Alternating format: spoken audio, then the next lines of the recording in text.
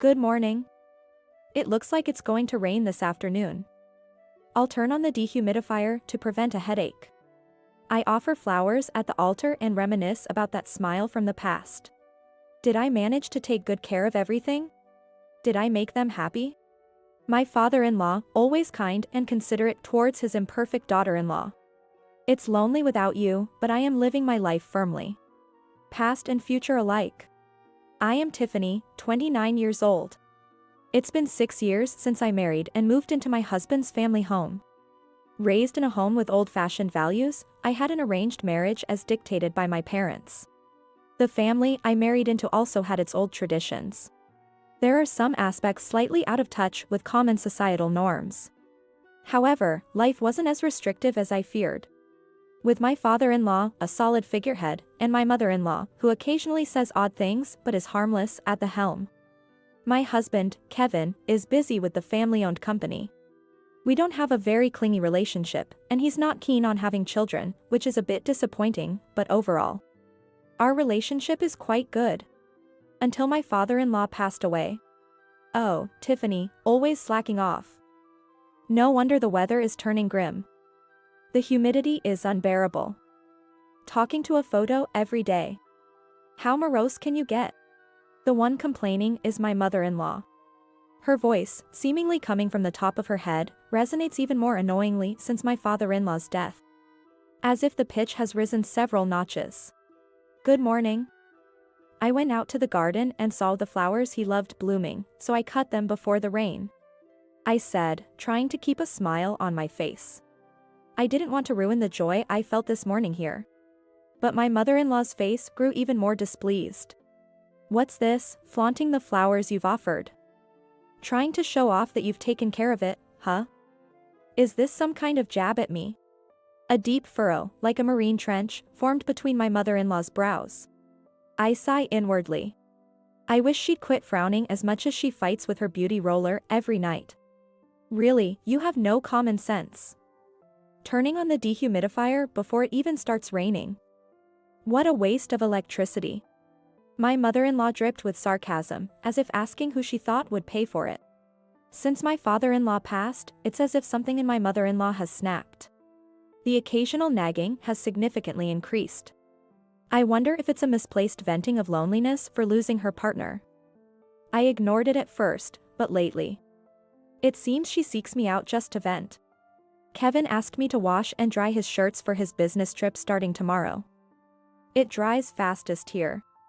That's what my husband asked me this morning before he left for work. But with the weather forecast predicting rain in the afternoon, air drying was going to be difficult. Oh, what a grand excuse. Blaming Kevin for your lack of planning and being an incompetent wife, how embarrassing. Blaming others when it's clearly your fault, the nerve. Has your skin thickened since you came to this house? Disgusting. My mother-in-law frowned even more, but I haven't been slacking on housework. It's impossible to prepare for sudden laundry requests. But my mother-in-law doesn't care about such circumstances and keeps nagging. She mentioned the damp and sticky weather earlier, but that's how I feel about her. More annoying than the clinging humidity is my mother-in-law. And to make matters worse, she twists the day's events to make me look bad to my husband. At first, my husband didn't pay much mind, but lately, he's been asking me to make her stop because it's annoying, or he gets in a bad mood. Blaming me. Because of this, my mother-in-law's nagging and her almost entirely fabricated tattling don't seem to be subsiding. In fact, it feels like it's escalating. But if I confront her directly, her shrill voice becomes so loud it could be heard outside the house. And then, she'd wreak havoc on the housework I've just done or snip off the buds from the garden plants my father-in-law cherished. Causing even more damage. In the end, letting my mother-in-law have her way and just apologizing with a yes, I'm sorry, seems to be the most peaceful solution. Waiting for the storm to pass. I'm exhausted. Dad, I'm sorry for showing you such an unpleasant side. Finally freed from my mother-in-law's nagging, I spoke to the portrait again. When my father-in-law suffered a stroke, my mother-in-law did almost nothing, claiming, I don't have the energy for caregiving. Instead, I took care of him.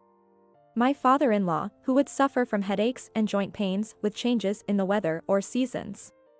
appreciated my efforts to maintain a consistent temperature and humidity, often thanking me with a gentle smile, saying, "It makes quite a difference." Thank you. Having lost my biological father in childhood, I was initially uncertain how to interact with my father-in-law, but despite his imposing presence, he was incredibly kind-hearted. In various situations, I remember him thanking me. He was someone who didn't hesitate to express his gratitude to anyone, and was positive about daily life.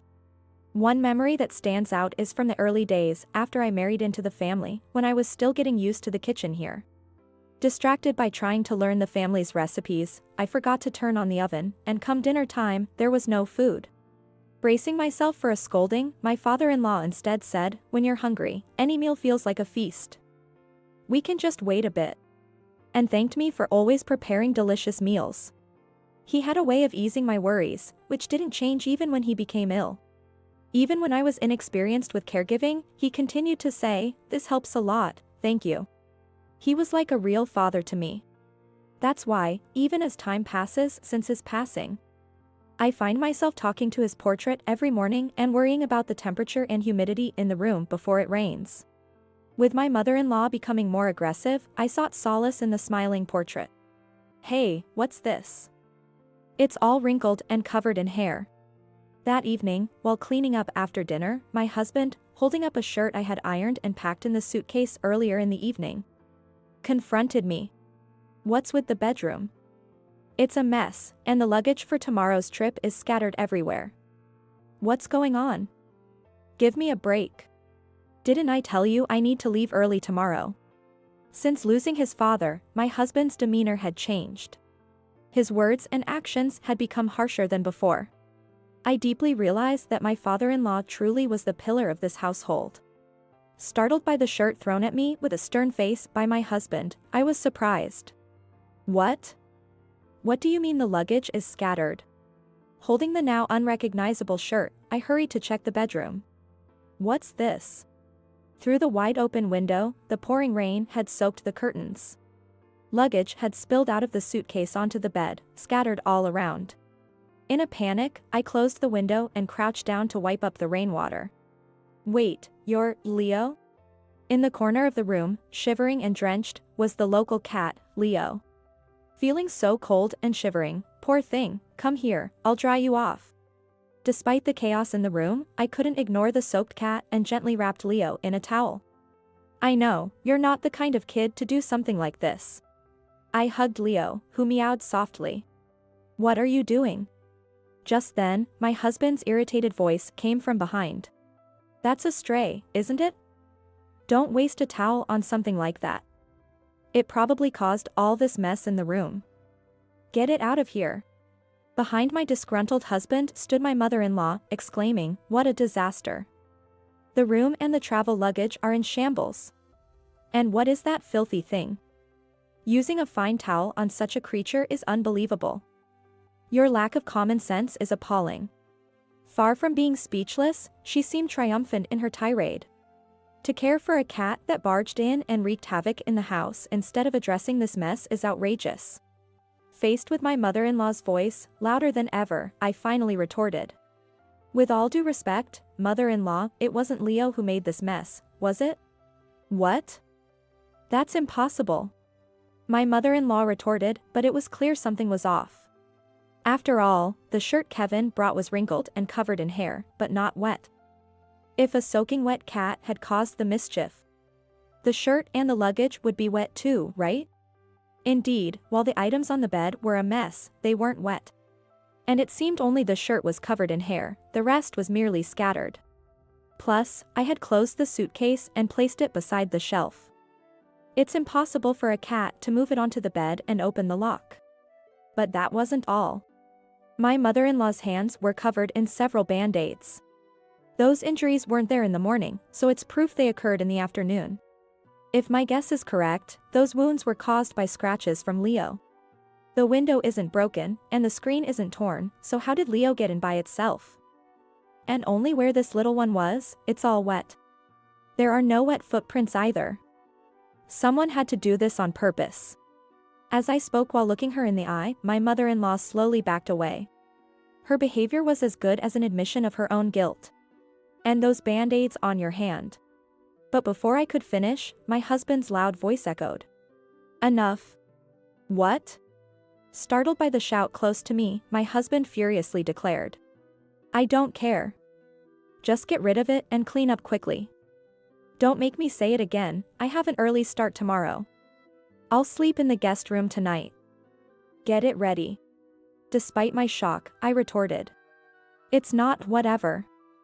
This is going too far to be dismissed as a mere prank. It's time to get serious. I couldn't contain my anger at my mother-in-law's excessive behavior. But my husband lashed out, don't be ridiculous. It's your job to handle things inside the house. Do I bring home every little issue from work and complain? No, right? Yet, what about you? Even when I come home tired, I can't rest because I'm bombarded with complaints about this and that every single day. I'm sick of it. It seemed his pent-up frustration from hearing daily complaints about my mother-in-law had finally erupted. But that was misplaced. I never complained to my husband. It was my mother-in-law who concocted stories and whispered them to my husband. Why am I being blamed? I feel just as bad as you do. I tried to speak again, but my angry husband didn't let me finish, grabbing my arm and pulling me towards the entrance. Enough. Just go somewhere. If you're not here, my mother won't have anything to complain about. I was locked out before I could even put on my shoes. The sound of the lock clicking closed. Wait, open up. Kevin. Hey. I called out loudly, but there was no response from my husband. Instead, I heard my mother-in-law's malicious laughter, ehehe. After all, she is just an outsider. That's my Kevin. I've raised a good son. Even without seeing her face, I could easily imagine my mother-in-law's spiteful smile. Just like that dirty stray cat. Haha, a stray wife, I suppose. Serves you right. Then the lights at the entrance were turned off, and I was left out in the pouring rain with Leo in my arms. I can't believe this. A few days after I was locked out and sought refuge at my parents' home, the main family of my in-laws summoned me. Being called by the main house of a historically significant family, my mother sent me off, urging me to apologize so as not to get divorced. But I felt gloomy. I'm probably going to be scolded. I was thinking of discussing things, but now I might just say I want a divorce first. There's been no contact since that incident. As I approached with a heavy heart, I was greeted by a room full of relatives, their presence more imposing than I expected, which made me freeze. On the other hand, my mother-in-law and husband seemed triumphant, as if they had won a great victory. Could this be a discussion about divorce? This is more serious than I thought.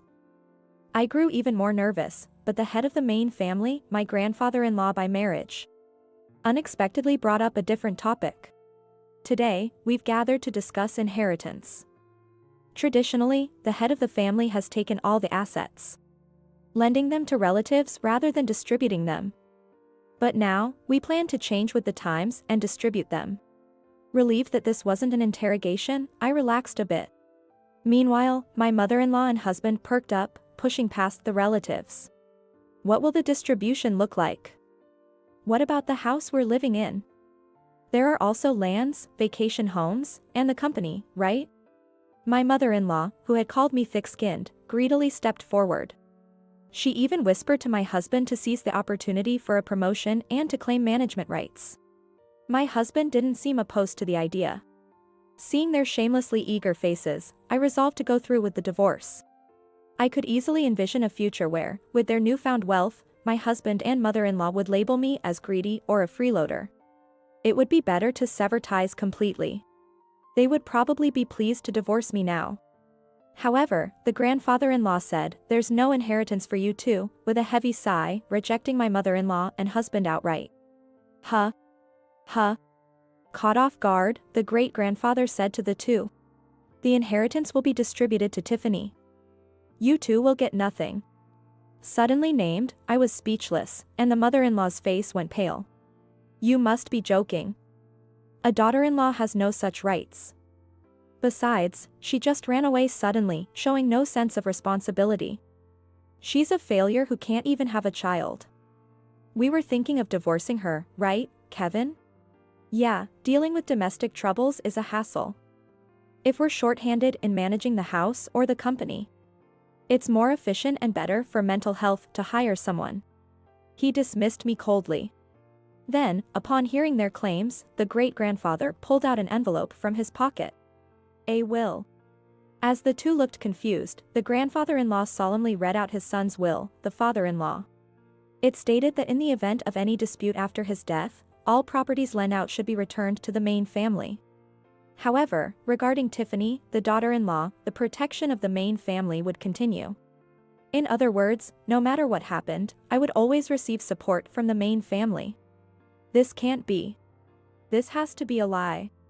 Kevin was speechless, and my mother-in-law was stunned.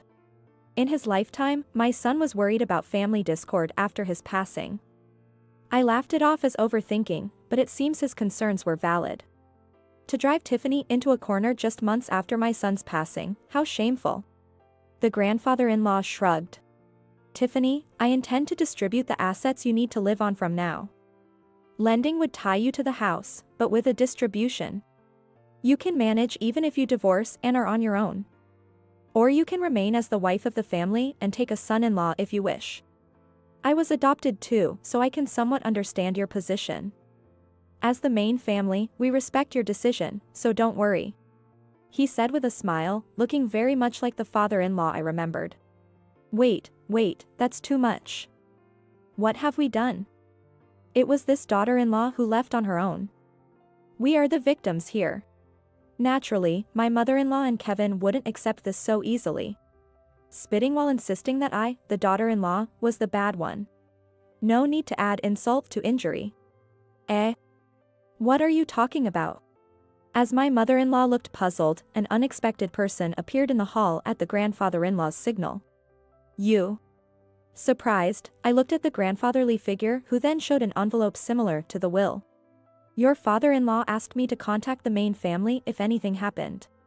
Kicking your wife out barefoot and penniless on a rainy night didn't seem right, so I intervened, right? Leo saw it too? Old man in the neighborhood handed Leo over to me from his arms. Thank you for the shoes and fare that night. I couldn't thank you in person, but I didn't expect such consideration. Holding the warm Leo, I expressed my gratitude. No need for thanks, I received your delicious fruit. Don't be formal. I owed your father-in-law a favor from the past. Glad I could repay it. He teared up as if reminiscing. Mutual help, that's what he used to say. A good man he was. The neighbors knew you were having a tough time after he passed. You've been patient. I felt a warmth in my eyes. Grateful for the seeds of kindness the father-in-law had sown until the very end. And for the neighbors' support, thanks to him. Still think you're the victim? The grandfather-in-law asked Kevin and my mother-in-law, who were gaping at our exchange. A daughter-in-law is ultimately an outsider.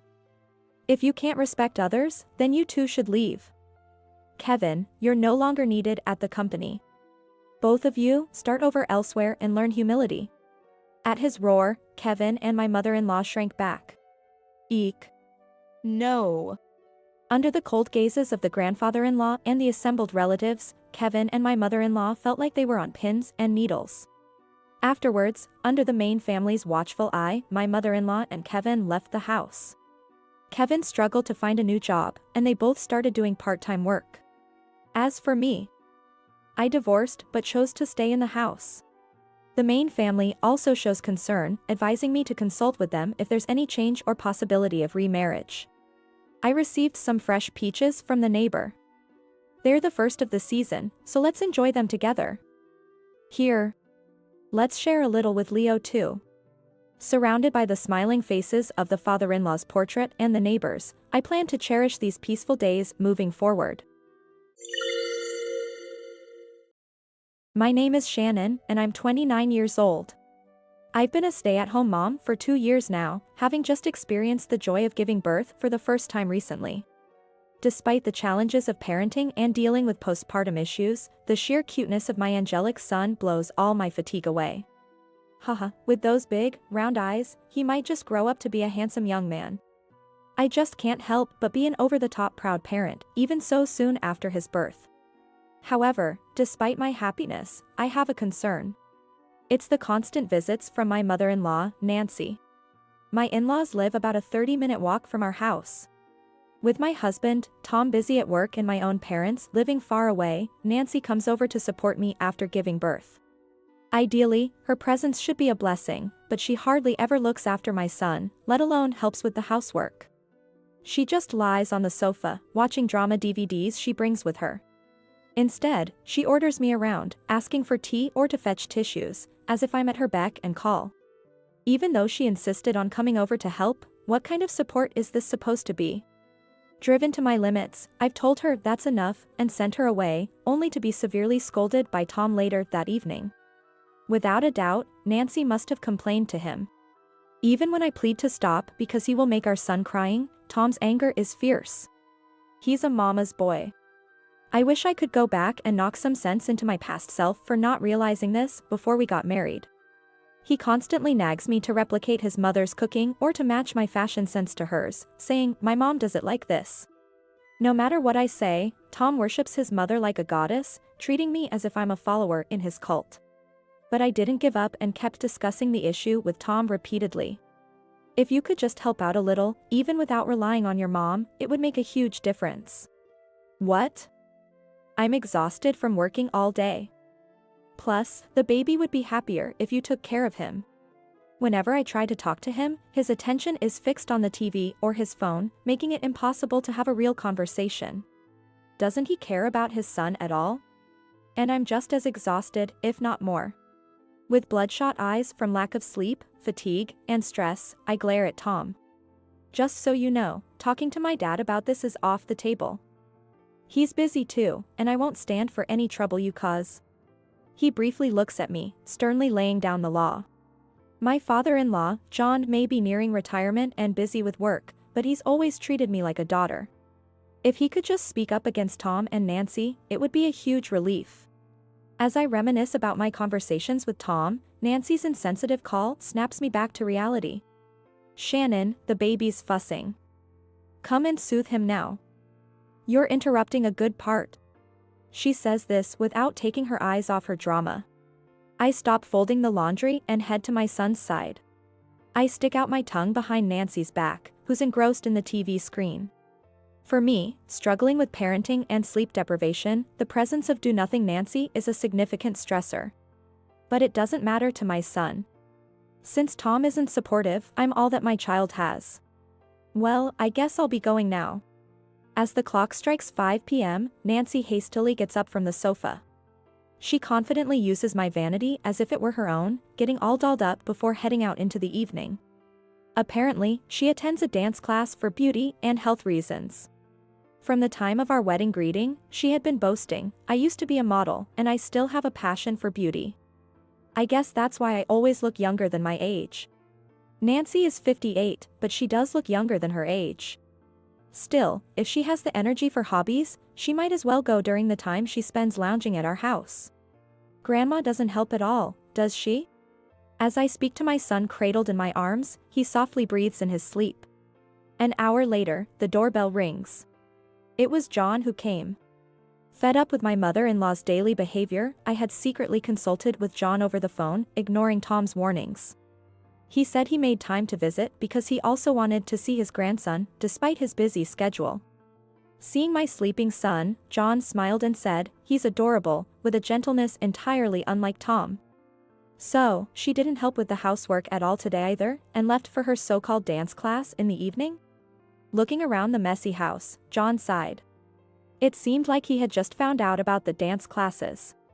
Seeing the state of the untidy house, he must have realized that she truly hadn't been helping at all. He apologized to me. "It's not your fault," I hurried to say, but he shook his head. "My wife insisted she would support you, but this is unacceptable. I'll make sure she doesn't come here from tomorrow on. Also, it seems my son isn't much help, but if you need anything, please tell me.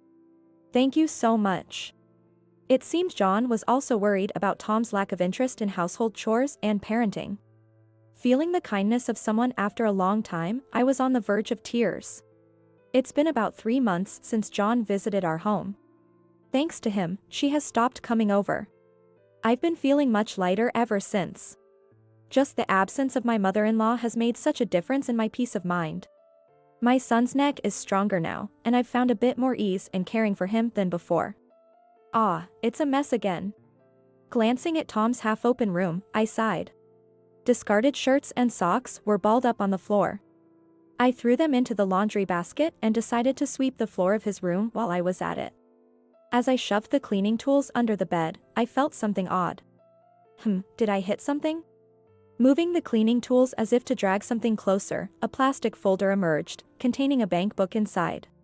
Such a slob, I muttered. I picked up the bank book and placed it on his desk, then my breath hitched. It was the bank book I had created for my son, not Tom's. Why was it in Tom's room when it's usually kept elsewhere? The bank book for my son only had the money from his birth gifts, but it was a substantial amount. My parents and John had generously contributed for his future. A bad feeling washed over me, and I nervously checked inside the bank book.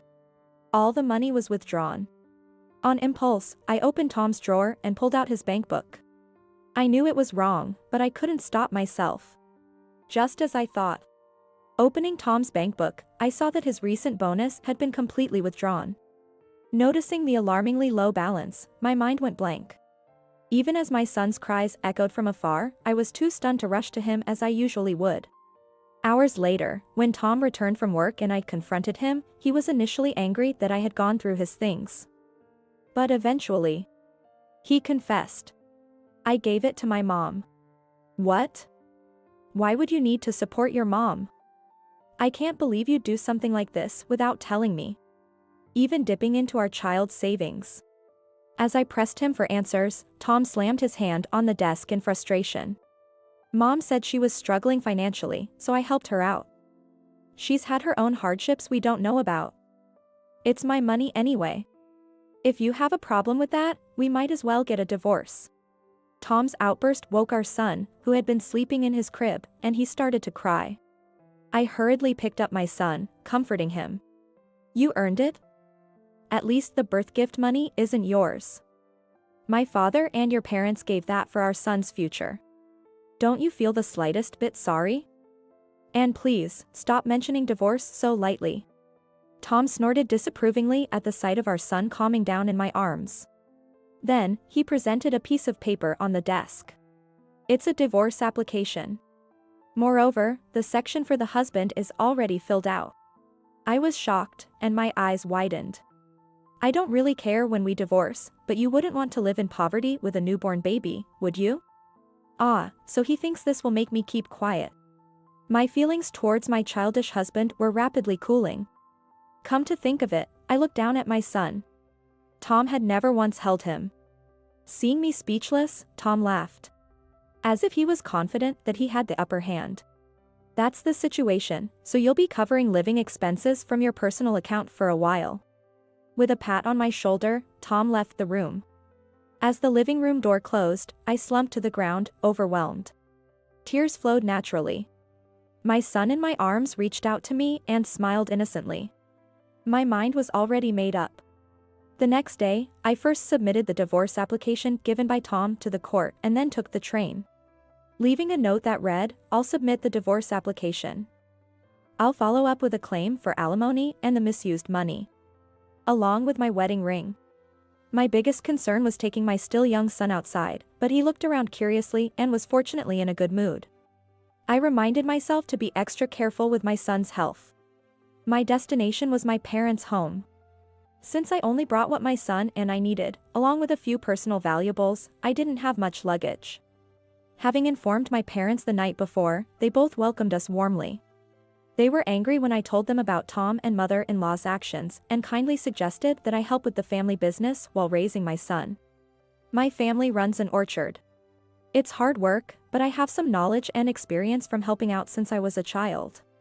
I was starting to think that wouldn't be so bad. The next day, while I was finally relaxing, my phone rang. The caller ID showed my mother-in-law's name. Reluctantly, I answered the call. What do you think you're doing, Shannon? The moment I put the phone to my ear, I was greeted by a screeching yell. Annoyed, I responded, Who are you? Huh? Taken aback by my changed attitude, Nancy was at a loss for words. As if remembering, I exaggeratedly exclaimed, "Ah. Is that you? I've already divorced your son, so I had completely forgotten about you." My lighthearted response made her voice tremble. "Shannon, do you realize what you've done? How could you just do something like this?" Probably, Tom had cried to her that he never thought I would actually submit the divorce application. I could understand why she'd call in a panic. Me being unreasonable? The problem lies with your son who gave me a filled-out divorce application as a threat without being serious. It worked out well for me, though. My words didn't satisfy Nancy. "I'll forgive you for this, so marry my son again." He's been crying and is still in shock. I wondered if he was still with her. Imagining Tom crying and listening our phone call made me shiver. I was utterly dumbfounded by his audacity to try and fix things through his mother. Enough already. I don't need a mama's boy husband or a mother-in-law who frequents nightclubs. What? Nancy was choking over the phone with surprise, wondering, how did you know that? It's clear she reacted to the word nightclub. About the events of last night, after Tom left the living room, I took out my phone. One reason was to inform my parents that I was getting a divorce and returning home. Another was to explain the situation to kind John, to express my gratitude and apologies. That's when John told me everything. The reason Nancy was frequently at my house was to attend a nightclub that opened at 6 p.m. There were various reasons for this, but primarily, my house was closer to the club than her own. Additionally, being at my house during the day allowed her to avoid household chores at her own home. Other reasons included that it was easier to make excuses for coming home late by blaming me or my son, all of which conveniently benefited Nancy. It seems she was infatuated with one of the bartenders and had been spending quite a lot on him. Nancy, who had always been a housewife, couldn't possibly have her own money. Moreover, she can't drink alcohol due to her physical condition. She had been withdrawing money from a John's account, buying drinks for them while she herself drank soft drinks. Prompted by my consultation, John grew suspicious of Nancy. Even after being forbidden from visiting our home, Nancy continued to find excuses to go out. Feeling that something was amiss, John followed her and was shocked to discover she had been visiting nightclubs. He also learned that she had been misusing his money at the same time.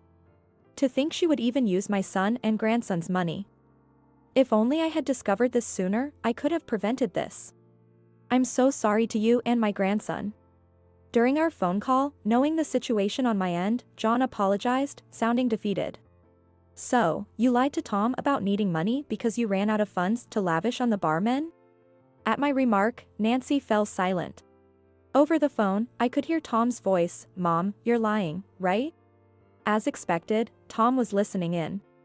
After a moment of silence, Nancy suddenly erupted in anger. "Don't use such vulgar language. I'm just showing my affection to Jason. He's always happy to see me." Jason must be the name of the bartender. Hearing her painful outburst, I sighed. The thought of my son's money being used for my MIL's entertainment reignited my anger. Neither John nor I will let this go. Be prepared. I ended the call and turned off my phone. This happened a few days later. This time, I received a call from Tom, who offered a sincere apology for the misuse of money and Nancy's behavior. The divorce application was his naive attempt to follow his mother's advice, thinking, if you present a divorce application, she won't be able to say anything, not realizing the seriousness of his actions. Being deceived by his mother, whom he trusted implicitly, and now facing a divorce, Tom seemed to have finally awakened. "I'm truly sorry. I've transferred $20,000 to your account as a gesture of my sincerity, covering the misused funds and for the trouble caused. I hope this shows my sincerity. Let's try to be happy together as a family of 3 again. I only have you, just as you only have me." This felt like a classic Romeo maneuver, and I got goosebumps. There's no chance for reconciliation. I only have my son. I'll be expecting child support from now on. We'll discuss this further with a lawyer involved. I knew that this $20,000 came from money John had advanced. It was from a separate account he had been saving for his retirement, not the one misused by Nancy. From now on, Tom would have to work hard to repay his father and pay child support, under his father's supervision. Tom, believing I would forgive him, was crying and apologizing, but it was all too late. I said goodbye, ended the call, and immediately blocked his number. After finalizing discussions with Tom through a lawyer, 2 months have passed. Now, I'm helping with my parents' orchard and focusing on raising my child. Even after the divorce, I've continued to keep in touch with John. He sometimes visits to see his grandson. From him, I learned that Nancy had even made secret debts. John, who had been preparing for a divorce behind the scenes, mercilessly kicked her out. Now, it seems Tom has reluctantly taken in Nancy, and they are living together. Both Tom and Nancy are working to repay their debts, forced into a life of extreme poverty. Looking into my son's innocent eyes, I'm determined to raise him so he doesn't end up like his father or grandmother.